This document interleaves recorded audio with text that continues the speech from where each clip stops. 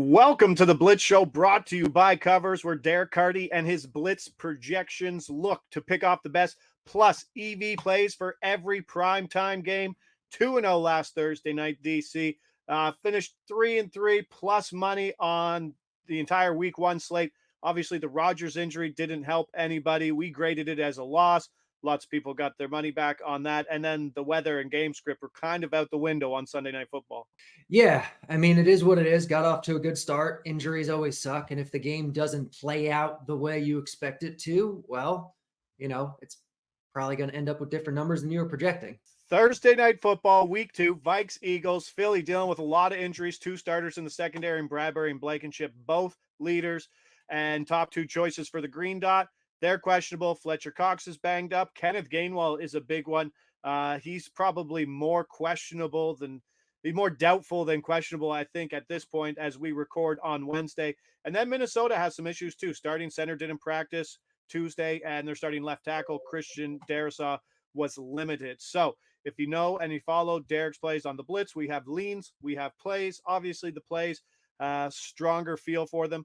So in saying that, let's go. Jalen Hurts over 44.5 rushing yards. That's a lean, minus 114 at FanDuel. Pretty widely available. This prop closed at 44.5 last week. 9 carries, relatively positive game script before Mac Jones attempted the comeback. They were up 16-0 early. Kenneth Gainwell not looking good to suit up, so that could lead to more carries for Hurts.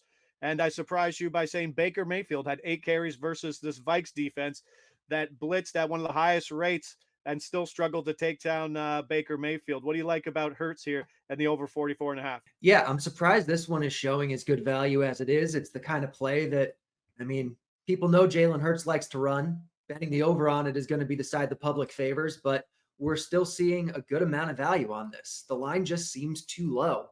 Last year, he averaged over 50 yards per game. The year before, 52 yards per game. So looking at a line here that's sitting at 44.5, where most books have moved it up now. A lot of books are at 46 or 47, where there's a 49 out there that I've seen. This is just the way it's going. This is going to be the fastest paced game of the week. If we see Minnesota blitzing and flushing him out of the pocket the way they did, that's going to lead to plenty of scrambles and opportunities for a guy like Hurts. So there's a lot of reasons to think that the over is the play here. Speaking of overs, you say fastest paced game, looking at a total of 49, I believe, right now at the time of recording. I'm guessing this one's showing a little value to the over if your pace of play numbers are where they are. Yep, absolutely a little bit. All right. So Jalen Hurts over 44.5 rushing yards, minus 114. That's a lean.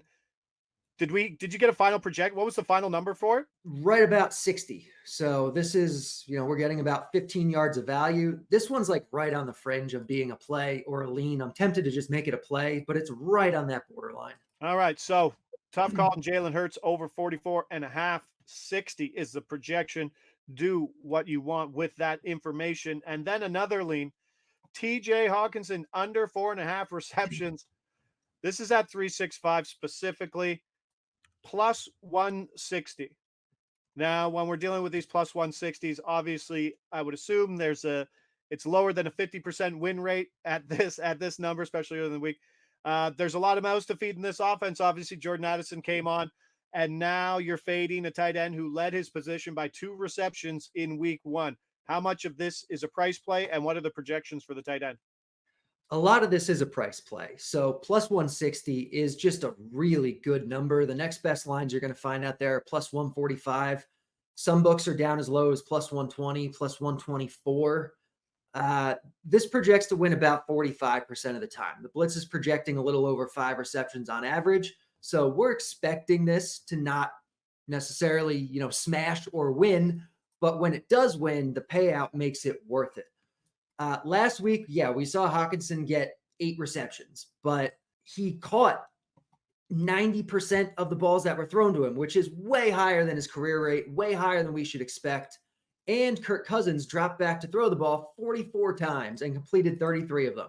This is a very different situation this week. They're outdoors. They're not in the dome. Hawkinson, as many targets as he got last week, his actual share of the targets was only about 19%, which is about what he was getting last year with Minnesota. So I think last week rather is kind of an aberration. We should expect it to come down a little bit, and I think that's why we're getting offered such enticing odds here.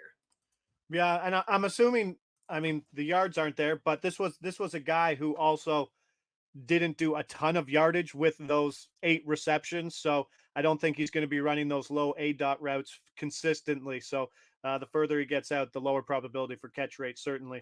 But then again, like you said, big, big, big price at plus 160 for that. We'll see that come down. Hopefully settles. I mean, it could pop to 5.5, unlikely, but 4.5, as Derek said, the projection I just peeked over at your EV analytics numbers, 4.95. So right there with the 45% win rate, that's what I'm seeing on mine. Let's get it. TJ Hawkinson under 4.5 receptions, plus 160. And then Jalen Hurts over 44.5 rushing yards, minus 114 at FanDuel. Both leans for Thursday night football, but the Jalen Hurts was very borderline, but we're going to call it a lean. Both leans, tracking both all year. Don't worry about it. That will do it for us here on the Blitz Show, brought to you by Covers for Thursday Night Football Week 2. We'll see you back here Sunday Night Football.